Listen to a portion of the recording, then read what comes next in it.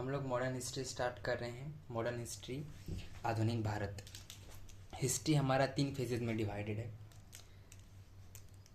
पहला phase ancient history, दूसरा phase medieval history, third phase modern history. Ancient history बोलते हैं हम लोग जब इंसानों का उत्पत्ति हुआ और उन्होंने खेती कैसे स्टार्ट किया, गैदरिंग वगैरह, पशुपालन कैसे स्टार्ट किया, फिर अलग अलग क्षेत्र में रहना कैसे स्टार्ट किया, फायर का खोज कैसे किया, स्टोन एज कैसे स्टार्ट हुआ, हड़प्पा सिविलाइजेशन, उसमें बुद्धिज़्म, जैनिज़्म, ये सब के बारे में हम लोग एंशियंट हिस्ट्री में पढ़ेंगे। और मेडिएवल हिस्ट्री में हम लोग पढ़ेंगे कि राजतंत्र के बारे में, पूरा का शासन कैसे चलता था, जैसे कि मुग़ल, दिल्ली डायनेस्टी, इन सब के बारे में।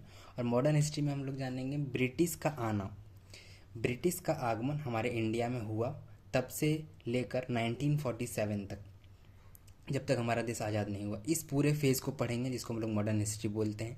लेकिन ब्रिटिश का आना, इसके लिए हम लोगों को कनेक्ट करने के लिए सबसे पहले थोड़ा सा मेडिएवल हिस्ट्री का एंडिंग पॉइंट जानना होगा।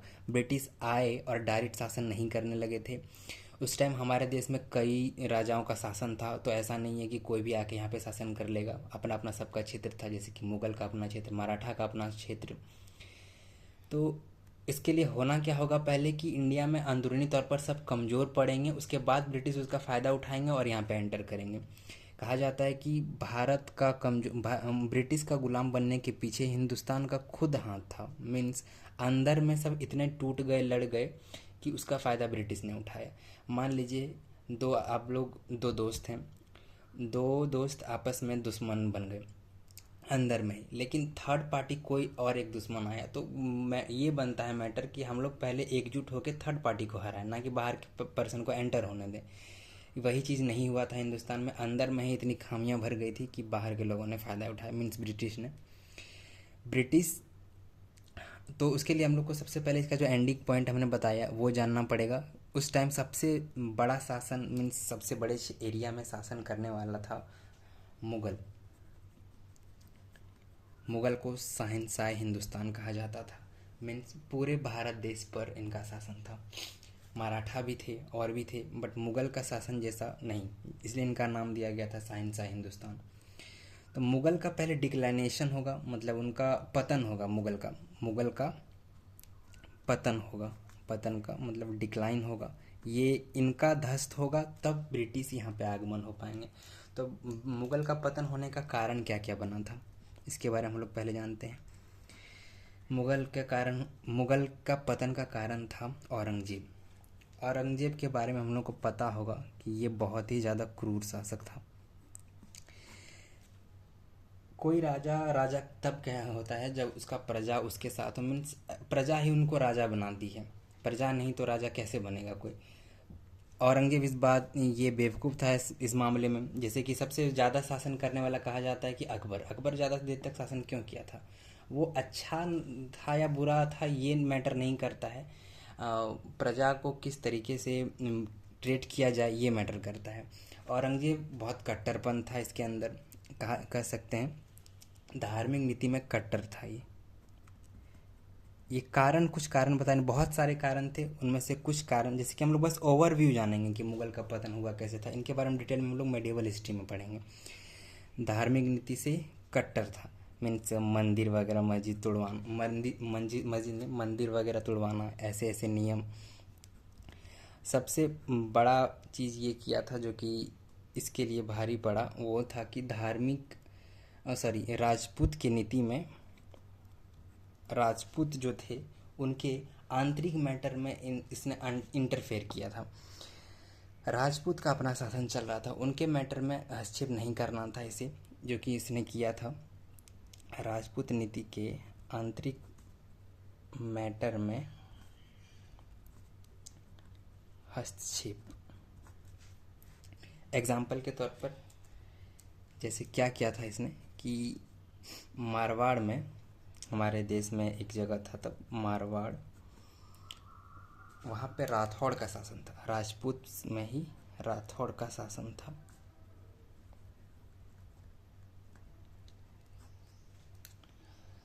और उस राठौड़ का नाम था, जिनका शासन उस वक्त में था, राजा जसवंत सिंह। जिनकी मृत्यु हो जाती है उस वक्त, तो राजवंश का क्या नियम रहता है कि यदि किन्हीं की मृत्यु हो जाए तो वंशज उनका वंश आगे का गद्दार संभालेगा, गद्दी संभालेगा। उनका जो बेटा था उनका नाम था अजीत सिंह।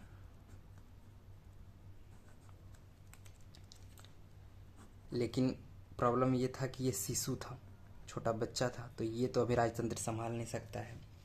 तो उस टाइम ये डिस्कशन चल ही रहा था कि क्या होगा। एक और रूल होता है कि आप लोग गेस कीजिएगा कि राजा यदि डेथ हो जाए या अकारणवश, तो उस टाइम उसका वंश यदि नहीं संभाल पाए कोई, तो कौन बनेगा उस टाइम का राजा? उसका सेनापति, जैसे बाहुबली में कटप्पा। उस टाइम औरंगजेब ने क्या किया, अजीत सिंह को किडनैप कर लिया। अजीत सिंह और उनकी माँ को किडनैप किया और दिल्ली ले गया।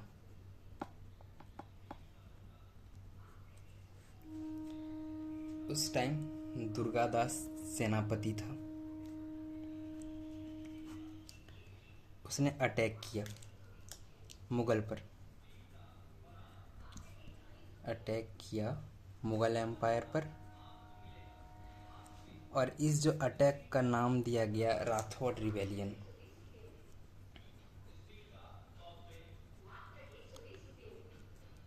जो कि 1669 से 1707 तक चला था। मारवाड़ में राठौड़ का शासन था। राठौड़ में जसवंत सिंह का मृत्यु होता है और जसवंत सिंह का बेटा अजीत सिंह जो कि शिशु था वो राजा नहीं बन सकता था, तो दुर्गादास सेनापति वो बनते। बट उसी दौरान मुगल के जो राजा थे औरंगजेब, उन्होंने किडनैप कर लिया अजीत सिंह को और दिल्ली ले गया। उस टाइम दुर्गादास ने अटैक किया मुगल एम्पायर पर, और इस अटैक जो ये युद्ध था इसका नाम दिया गया राठौड़ रिबेलियन, जो कि 1669 से लेकर 1707 तक चला था। ये एक था फेज। इसी प्रकार औरंगजेब ने अलग अलग भारत के अलग अलग क्षेत्र में अपना शासन फैला रहा था, जैसे कि 2 क्षेत्र, एक गोलकोंडा और दूसरा बीजापुर।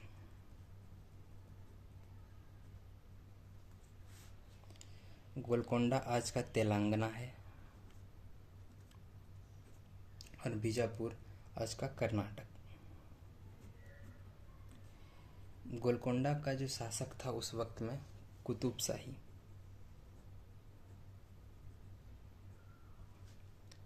और बीजापुर का शासक आदिल शाही।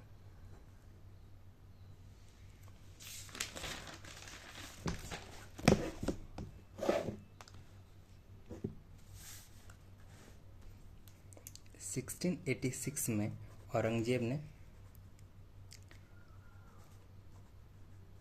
अटैक किया और जीत लिया। बीजापुर और गोलकोंडा दोनों को अटैक किया और जीत लिया। जीत लिया, इनका एक अच्छा वर्ड है, यूज़ कर सकते हैं हम लोग, एनेक्स किया बीजापुर और गोलकोंडा को, और अपने टेरिटरी में मिला लिया। बीजापुर एंड गोलकोंडा।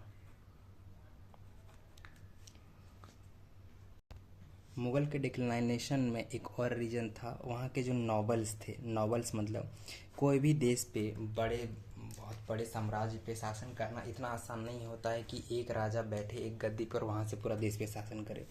वो लोग करते क्या है कि जिस टेरिटरी को जीतते हैं वहाँ के राजा को हरा के उसको बोला जाता है कि तुम ही वहाँ के राजा रहो, लेकिन रहोगे मेरे कंट्रोल में। मीन्स सारा कंट्रोल रहेगा जैसे कि औरंगजेब के हाथ में, बट जिस एरिया को वो जीतेगा वहाँ के राजा को बोल दिया जाएगा कि तुम यहाँ का टैक्स कलेक्शन करो, कर वसूलो, बाकी जो भी नियम कानून हो मेरे हिसाब से चलेगा, बस गद्दी पे वही रहेगा। ऐसे होता था, तो उन्हीं को बुलाया जाता था नोबल्स। तो उसी तरह से भारत के अलग अलग जितने एरिया को औरंगजेब ने जीता था वहाँ पे नोबल्स बैठे हुए थे, वो सारे नोबल्स करप्ट हो गए। करप्ट क्यों हुए? क्योंकि उस टाइम मुग़ल का डिक्लाइनेशन चल रहा था, तो ये लोग को लग रहा था कि ये अब हमारा क्या ही कर लेगा, तो खुद को ही राजा सब घोषित करने लगा, जैसे कि इस एरिया का राजा अब हम ही हैं, उसका कंट्रोल अब हम पे नहीं है, ऐसे टाइप का। तो ये सब रीजन था जिससे कि मुगल का डिक्लाइनेशन का कारण बनते जा रहा था। तो बोलने जाएं तो 18वीं शताब्दी में क्लियर कर देते हैं कि शताब्दी क्या होता है। यदि हम बोल रहे हैं कि 18वीं शताब्दी मीन्स 1701 से लेकर 1800 के फेज़, इस फेज़ को बोलेंगे 18वीं शताब्दी। तो 18वीं शताब्दी में हमारा भारत का कंडीशन था कैसा, मैं भारत कैसा था इसको 3 फेज़ में डिवाइड कर देते हैं। पहला फेज़ वॉरियर स्टेट का था, वॉरियर स्टेट जिसमें कि सिख, जाट्स और मराठा लोग थे। दूसरा फेज था सेम, जो कि खुद को आज़ाद घोषित कर दिए थे, मीन्स सेमी इंडिपेंडेंट घोषित कर दिए थे, वही ऑटोनोमस इनका एक वर्ड है, मतलब अर्ध स्वतंत्र। खुद को सेमी इंडिपेंडेंट ऑटोनोमस का मतलब खुद को ही स्वतंत्र घोषित किया। कौन कौन? वही लोग, वही नोबल्स लोग जो कि एक वक्त में औरंगजेब के कंट्रोल में थे, अब वो उनके कंट्रोल से बाहर हो रहे थे, तो उन्होंने क्या किया, जो खुद को ही स्वतंत्र घोषित कर दिया। इनमें से कौन, कुछ एरिया के शासक का नाम है, इसकी उस टाइम अवध का जो राजा था जो कि कंट्रोल में था औरंगजेब के, मतलब वहाँ जो बैठा वो नोबल था, उसका नाम था बरहून उल मुल्क सादत खान। बंगाल में जो बैठा हुआ था उसका नाम था मुर्शिद कुली खान।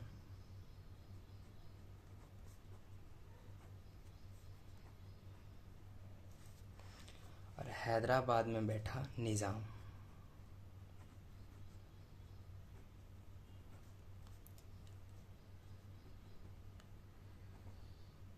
निज़ाम असफ जहाँ। तो हम लोगों ने स्टार्ट, मतलब ये जो वही लोग जो खुद सेमी इंडिपेंडेंट मीन्स खुद को स्वतंत्र घोषित कर दिए थे। बताया था ना कि मुगल में अलग अलग जगह जहाँ जहाँ पे मुगल का डायनेस्टी फैला हुआ था, टेरिटरी फैला हुआ था, वहाँ पे नोबल्स रखा हुआ था कि अवध का नोबल बरहून उल मुल्क सादत खान, बंगाल का मुर्शिद कुली खान, हैदराबाद में था निज़ाम असफ जहाँ, और थर्ड फेज था जिसमें कि राजपूत लोग थे। त्रावणकोर नाम का एरिया जो कि आज का केरला है। इस 3 फेज में 18वीं शताब्दी में हमारा भारत टुकड़ों में बंटा हुआ था।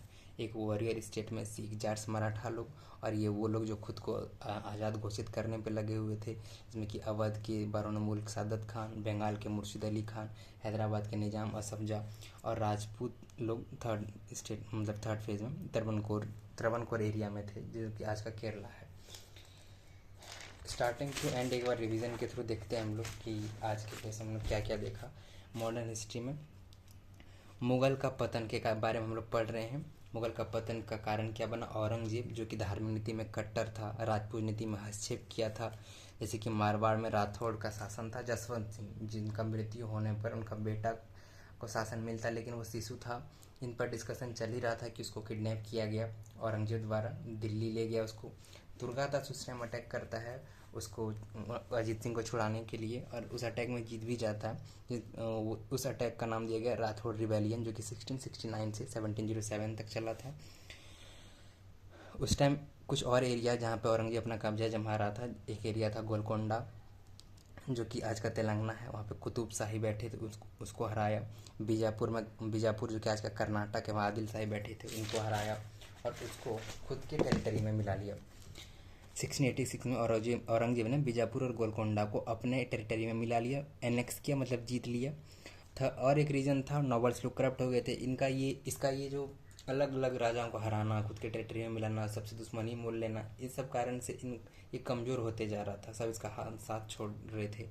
तो सारे नॉवेल्स लोग ऐसे हो गए थे कि मुगल अब हमारा क्या कर लेगा, ऐसे अब हम यहाँ के राजा हम खुद हैं। तो ऐसी तरह से मान लीजिए कि 10 एरिया है, 10 एरिया में से 3 एरिया में खुद शासन कर रहे हैं, बाकी 7 एरिया में यदि अलग अलग राजा लोग को हरा के और उसी को वहाँ बिठा दिए हैं कि तुम लोग अब मेरे अंडर हो, यहाँ का टैक्स कलेक्शन तुम करोगे, और वो लोग सारे करप्ट हो जाएं और खुद को ही राजा घोषित कर दें कि उसके अंडर अब नहीं रहेंगे, ऐसे टाइप का। तो मुगल का वहाँ पे जो भी पावर है वो धीरे धीरे डिक्लाइन होते जाएगा।